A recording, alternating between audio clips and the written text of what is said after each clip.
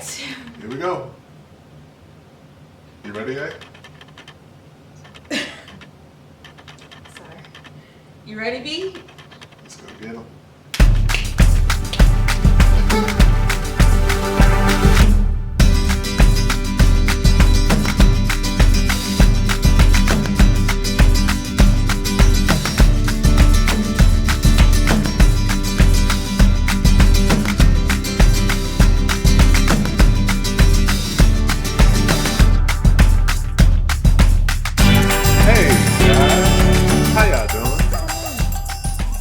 Welcome to another Abakahs vlog. What's up? What's up? How y'all doing? What happening, y'all? You know what I'm talking about? You know what I'm talking about? Hey, you know what I'm talking about? Hey, you know what I'm talking. Okay.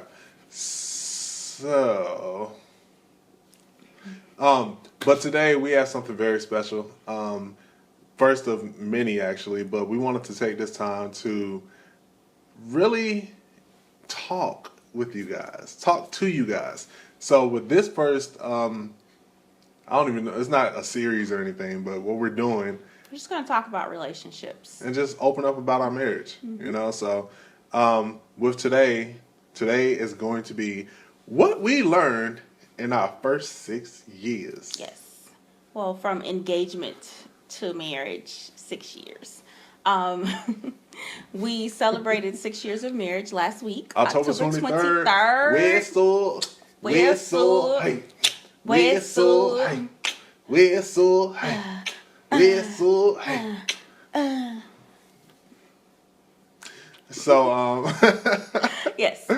celebrated 6 years of glorious marriage. Just glorious. So we want to talk about in the next, it's not going to be like an hour-long video. We can talk. But maybe in the next 30 minutes or so, we want to talk about our highs, our lows, and our in-betweens, and the different things that we've learned. So if you're married, you can relate to this. If you're in your first years of marriage, different things that you can look up to or expect or look forward to. If you're engaged, same thing. And if you're single, you don't know it all because you're not married and you're not in a relationship. So and that's not take notes, boo. That's not a pride thing because we get a lot of single folks like, I mean, but you think you know. You don't know how it is in these streets. Like, I've been through all the phases. I may not know what you're doing right now, but at the same time, we learned a lot. And those stuff that when we were single, we thought we knew. Like, that's, so it's more of, we thought we knew stuff. And now that we married, we're like, oh, dang, they were right. Yeah. So we pray that y'all get some stuff out of this. Yes. So okay, so let's see. Engagement. We got engaged on December 19th. Yep. Yeah. Okay, I have a confession. I am the worst with dates. Because everything is so close to each other. We got married on October 23rd. His birthday is September 24th. My birthday is November 5th. We started dating in August. I forgot that day. August 17th. August 17th. And we got engaged December 19th. We also had our first conversation on May the 18th. Yes. And I only know that because my niece was born. Niece's birthday. But, okay. So, we got engaged December 19th of 2009. And prior to that, we were dating, I want to say it was like, what, a year? And it was, I'd pretty much say 2 years. Yeah. But, because we started dating in 2008. Yeah. And we got married in 2010. Yeah. So, I have a memory of an elephant. That's why it's not anything with her. Like, I just remember everything. So, I know one thing. It was so crazy because a lot of people, well, some people thought that we were too young to be getting married. And we didn't have it all together and all that type of stuff. And I was like, I don't know. I'm different. Like, things, like, I feel like the things that people said that we needed to have together, it was like, don't you grow and build on those things? Like, it wasn't no, like, crazy stuff like, he just got out of jail, or and I'm on drugs. Like I don't know. Like I'm going to the extreme because the things that people were saying that, oh, do you want to wait on and have it all together for, was like money and jobs, have a house. And I was like, I that. got you, but what happened to us coming together and building that? So I'm just glad, honestly, that I didn't listen to the naysayers, because me and my parents are very close, like extremely close. And my parents were at peace with it. He asked my father, traditional hand in marriage type thing. Good job, babe. We kind of went into that. Because I was like gonna do this, but I was also thinking high five. I don't know. Too much. But my parents approved. His mom loved me. Loves. Yeah. His mom loves me. So I was good. I feel if my parents weren't at peace, and I just feel if my parents weren't at peace and they were like, I don't know about that, I listened to their wisdom and stuff like that, and they really love him. So I was like, we're good, and we're going to work it out together. I believe that God put us together, and like, I don't care what you say. So, which leads us to our first lesson that we learned, that in your relationship, nobody else is in it. Keep them people out your business. I'm talking about blinders, bruh. But at the same time, I'm not saying keep every single person out. Keep the people that don't matter out. And that's not being rude. That's not being mean or anything. It's just the people who are closest to you, who actually know you, who will kick a third grader in the chest for you. Those are the ones that you can let them know some things, but at the end of the day, your relationship is still your relationship. Yep. So even if my mama didn't like her, that would bother me. But if she didn't like her, but I feel like because the way how our parents are, if my parents didn't like you, or if your mom didn't like me, it is a valid reason. And that's what I was getting to. It's a super valid reason why. So the people that's closest to us, they don't. Everything is not a biased opinion. Like, my mom wasn't looking at her like, oh, I like her because she's not American. No, she looked at her and was like, I like her because I like how strong she is. Mm-hmm. I like that she reminds me of me, and she's pretty, and some other stuff. But and her parents, they just like me because chocolate runs the world, bruh. He's fine. And then he's a great guy, great personality. I am pretty cool. A man of God who is bold about his faith and not afraid to, speak and tell the world who he is. And I got the guns. The gun show. See the guns? Hey, guys. Hey. What's over there? What's over there? Okay. But, yeah, so, yeah. Yeah, so keep everybody out your business. Yeah, keep everybody out your business. That's one of the first things that we learned, because everybody does not see things the way you do. And as long as the two of you are actually communicating, and I'm not talking about like, oh, well, it's us against the world. It's not that. It's just me and her is me and her. It's not, I have an issue with her, so I'm going to go tell all my other friends and ask the 17,000 people their opinion. If I have an issue, I'm going to just talk to her. Mm-hmm. So that's number one. Keep everybody out your business. Keep everybody out your business. I feel like another thing, this is especially for me, in the engagement phase when we were going through our premarital counseling, the biggest thing was about communication and selflessness. And I grew up the only child in the house. I have an older brother. We're 13 years apart. But when we moved from Trinidad to the United States, my brother was old enough to make the decision on if he wanted to move here or not with us. He decided not to. So I grew up the only child in the house from the age of 4 until I got married. So if you're an only child, or if you're only child in the house, you know how it is. Is you and your parents. If your parents doing their thing, you in your room, you got your own space. I've always had my own room, my own space. I've never had to share anything. nothing, like nothing. Especially when we moved down to Georgia, most like the apartment that we first moved into, I had my own bathroom. When my parents bought a house, I had my own bathroom space, all of that. I ain't never had to share with nobody. When I got married, and then even in premarital counseling, we did not live together before we got married. We were still, I lived with my parents, he lived with his mom. But when we got married, premarital counseling, they knew that. Like, they knew that, hey, both of you guys are coming into a place in one, and you ain't never had to share with nobody.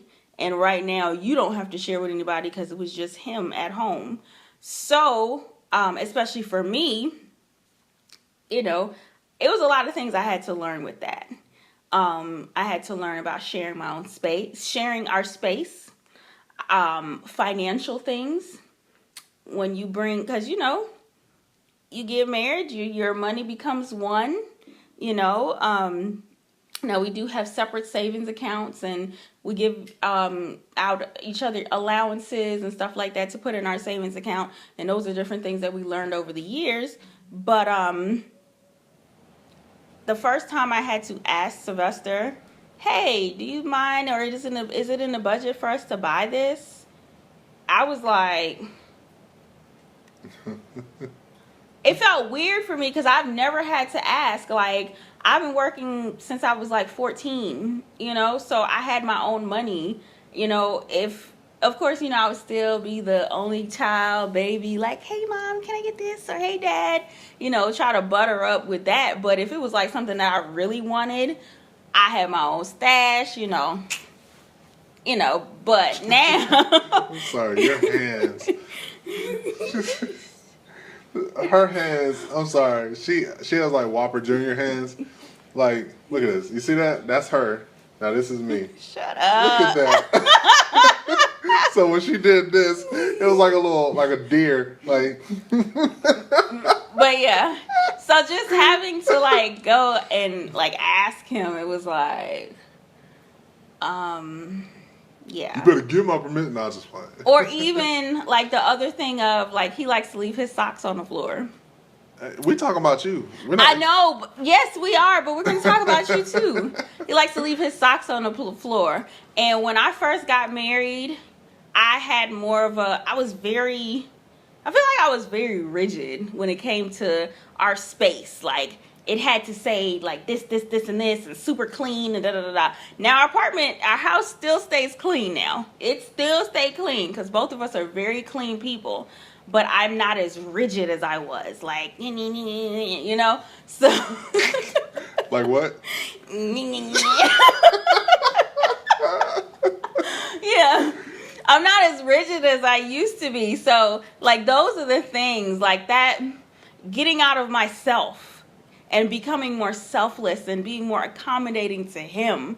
That's one thing I definitely learned because I was very selfish, extremely selfish. I will admit that. Don't be afraid to admit that. If you're selfish, you're selfish. You need to know you're selfish, and you need to stop that. So, yeah.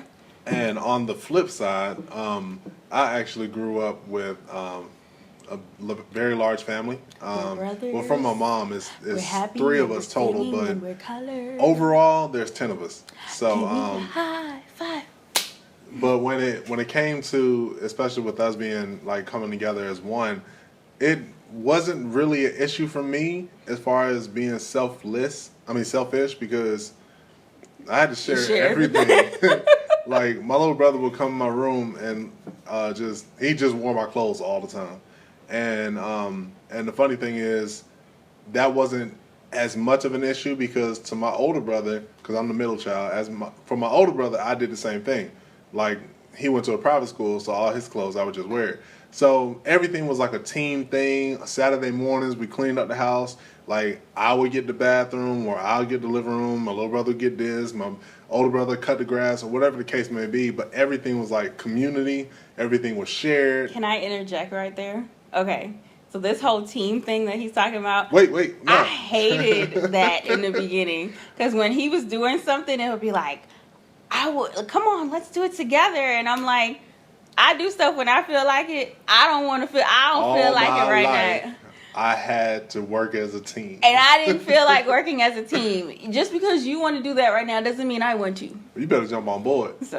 So that's even the thing. Like, she came from a place where it was just her. She had her own bathroom. With us, 3 boys sharing a bathroom because my mama was the queen, so she had her own bathroom. So it was just funny, seeing that, I guess, that dynamic coming together as one, because I am the team player, but then at the same time, as the middle child, I also can be very selfish. I have my moments because it's more of a, I want to do this because I want to do this. You know what? I know I always share, but today I just don't want to. So for me, with us getting married, I had to also realize that, normally if I get upset or if I get bothered by something, I just shut up and be quiet. But with her as the only child, I guess she didn't have anybody to talk to, so she made sure to tell, if you bother me, I'm going to tell you that you bother me. Which is weird because people, like, I'm November 5th, so technically I'm a Scorpio. They say that I guess, that birthday time or whatever, we hold things in. I don't know what was up with me. Hey. And maybe because I held things in for so long, and then now that I got married, I'm like, hey. So just because I can't stay mad at people. I won't say I'm very forgiving, but I just can't stay mad at you. I won't be mad at you anymore. But if you did something dirty to me, I'm just going to be like, hey.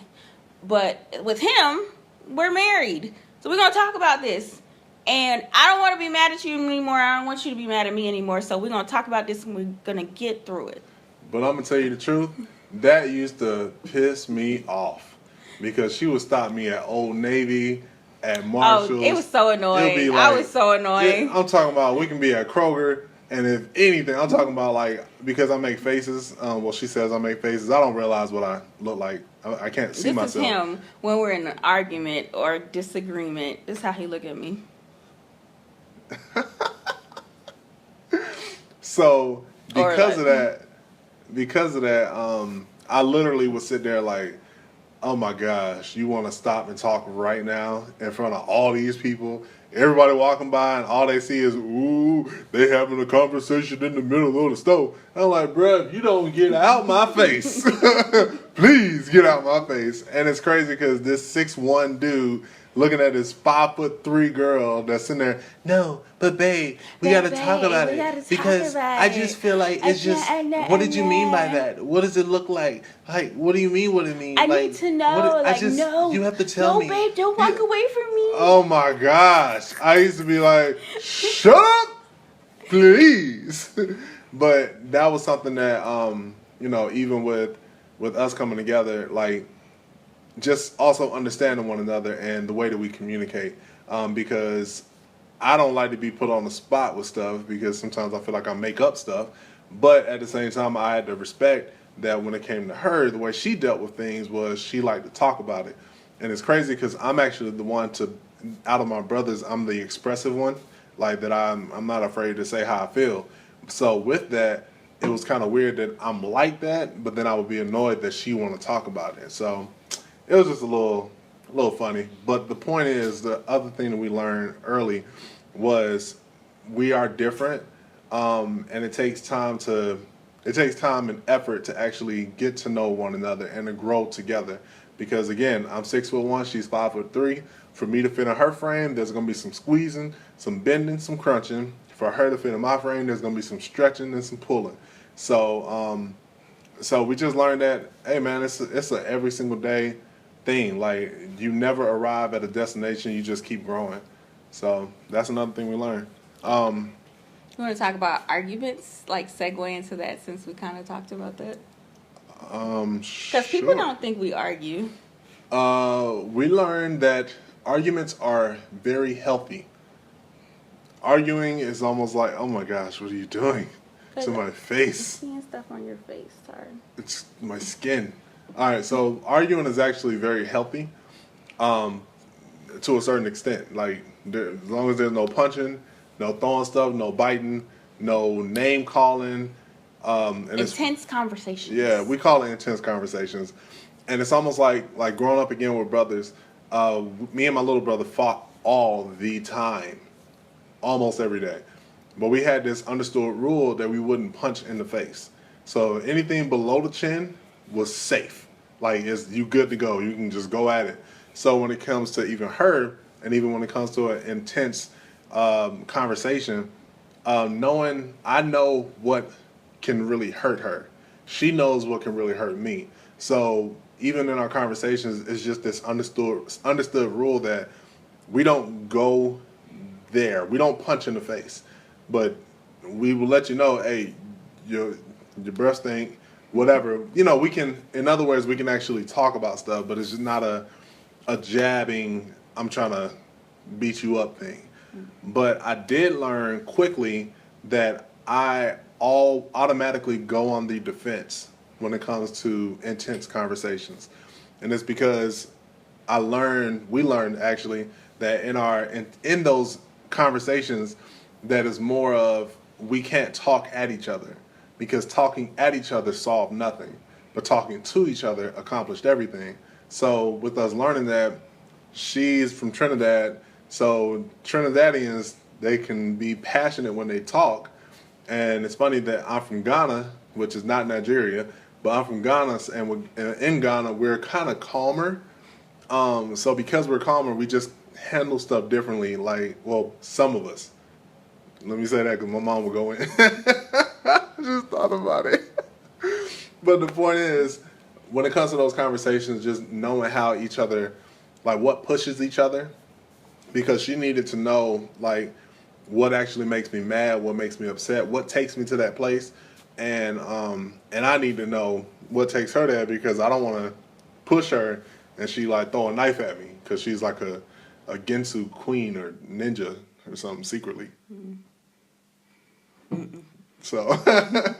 So yeah, with the arguing, it bothered us initially, but it's healthy. Arguing is healthy. I mean, honestly, I learned to approach it differently. I learned not to, the whole thing of, babe, no, let's stop right here where we are. Let's stop and let's talk about this. I learned that's not necessary. Like, that is not necessary. Or if you decide, hey, I am going to talk about it, I'm going to approach it different and not make it so obvious. Like we could walk and I could just be like, I really don't like what you just said, blah, blah, blah, blah. And, we just leave it at that. So just really approaching it differently and honestly allowing, because as you guys know, we're Christians. So allowing God to speak through us and speak to us on what to say and how to approach it. So, sometimes instead of approaching it right then and there, I will say, I'll take a step back and be like, all right, Lord, I didn't really like this. I didn't like what he said, or I didn't like how this whole situation was approached or whatever. Just show me what to say. Show me how to say it. Show me when to say it. And, really the biggest thing with us is we allow God to move throughout our whole relationship in every single thing, in every single area. God rules and reigns, because we can't do this by ourselves. We can't do this life by ourselves. So why would I try to do this marriage without him? Man, that's impossible. So it's impossible. Oh my God. So because of that, I'm like, I do have to take a step back because there are times where I can get like the selfishness will creep its little head up a little bit and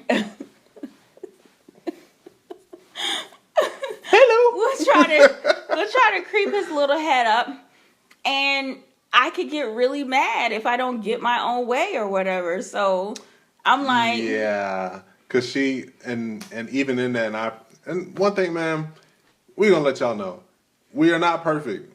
So even in us saying, yeah, we allow God to move and to speak to us and all that, he speaks definitely, but a lot of times, even when God speaks to us, it's kind of like this pride wall that wants to come up because we automatically want to defend ourselves. Yeah. So let's say I make her mad and we're like walking somewhere, or getting out of the car, which this happens, getting out of the car and I make her upset, and she knows, okay, God is like, look, you need to handle it like this. She was like, well, I don't want to see him right now. And she'll just start walking real fast. And the funny thing is, my response is not, let me chase her. My response is, I'm going to walk the other way. He is so stubborn. And I'm going to walk slow. He is so stubborn, y'all. Like, so stubborn.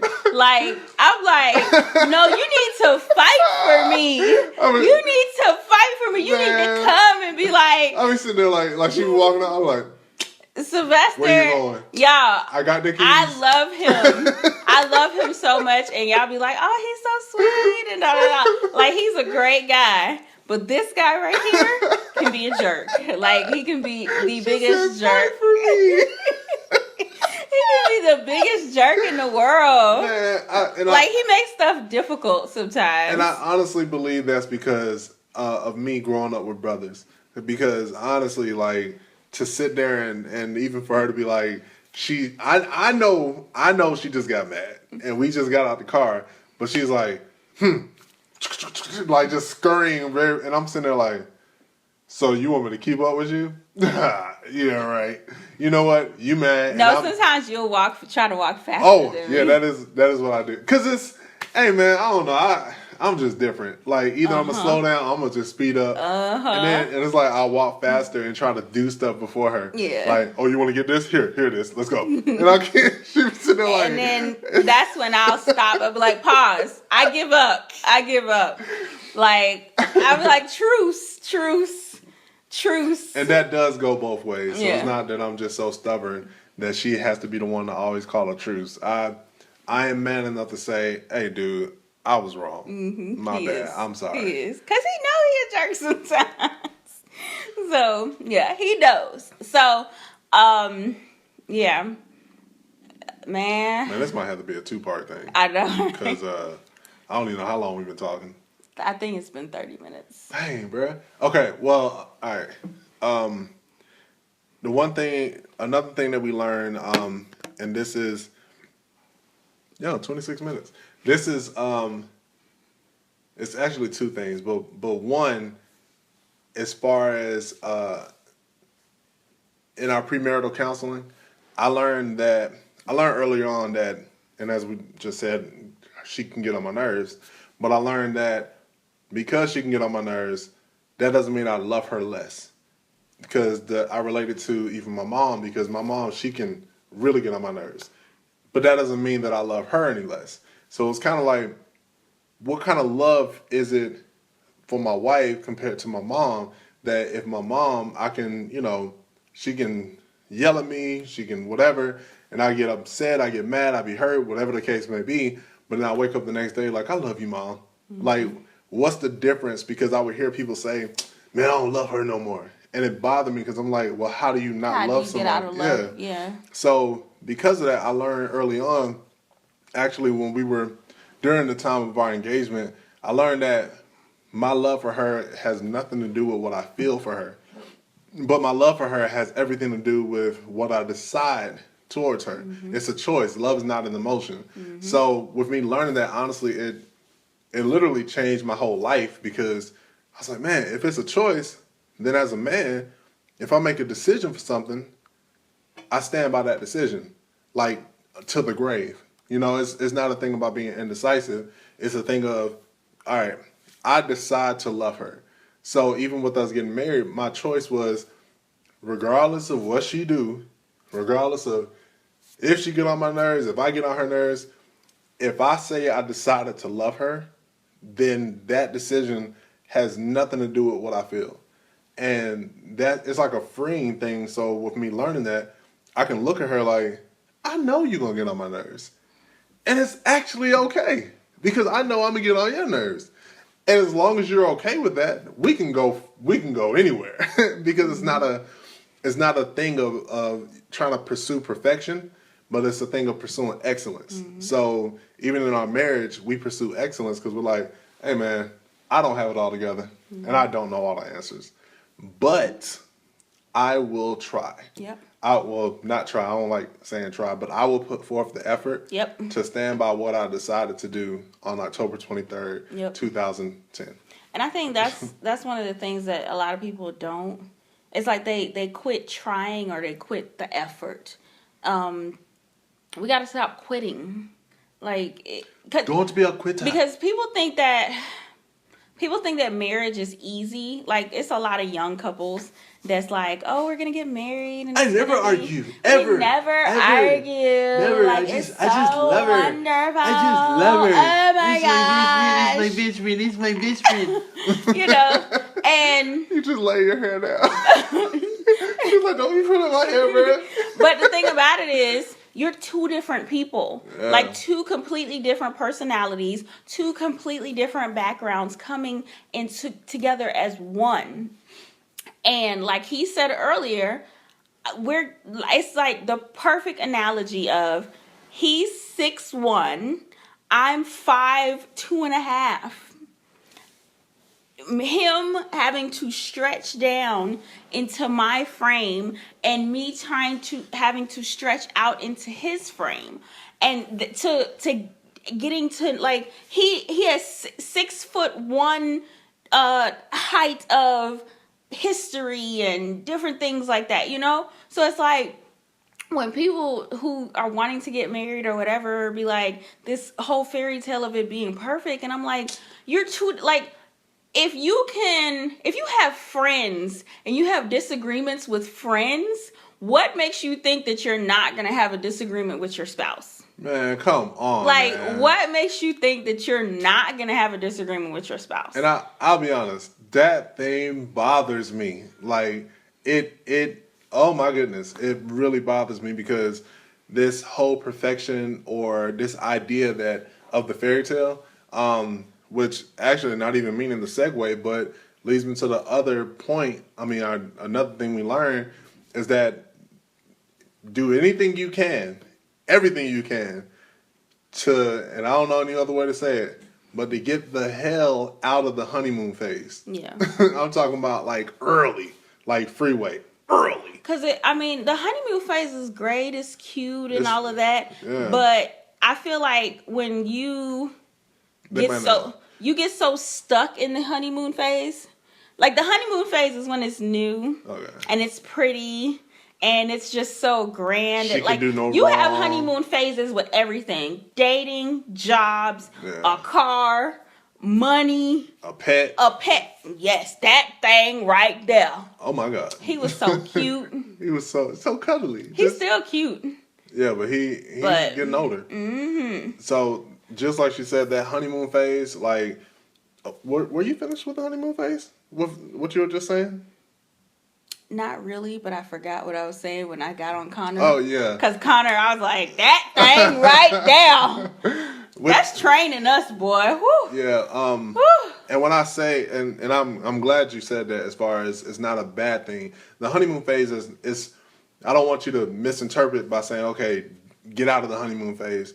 There's nothing wrong with the lilies and the butterflies flying and the pretty colors and, oh my gosh, I just love you, staying on the phone, falling asleep, like, you hang up. No, you hang up. Like, there's nothing wrong with that.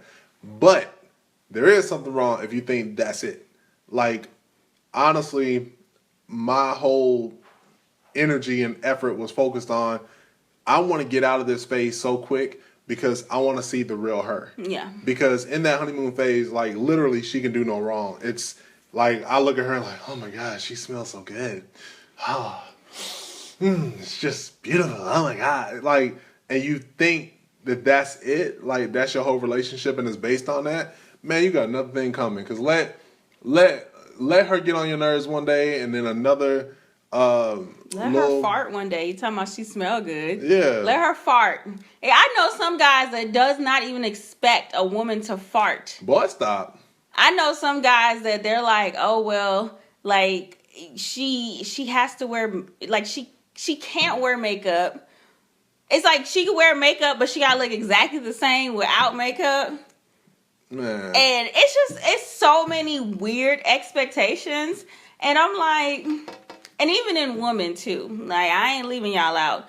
Y'all have some weird expectations too. Like, I've heard girls say, I want an Idris Elba, or I want a Reggie Bush or a Lance Gross or whatever, and he gotta be cut and da-da-da-da-da. And they not like that. I just say that.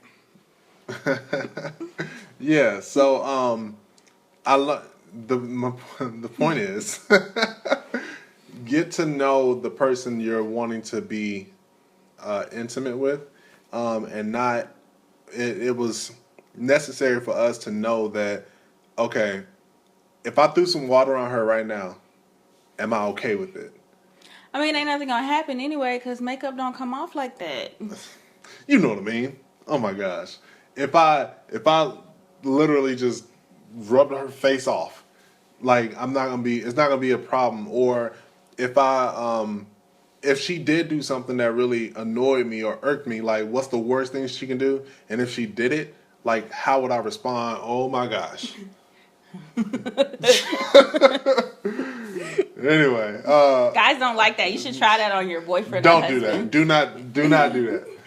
Do not do that. Okay. So stop. Ooh. Dude. Golly. Okay, I'll fix Stop, man. Dang, bruh. If you do it, I promise you I will. Don't do it. Do not do it.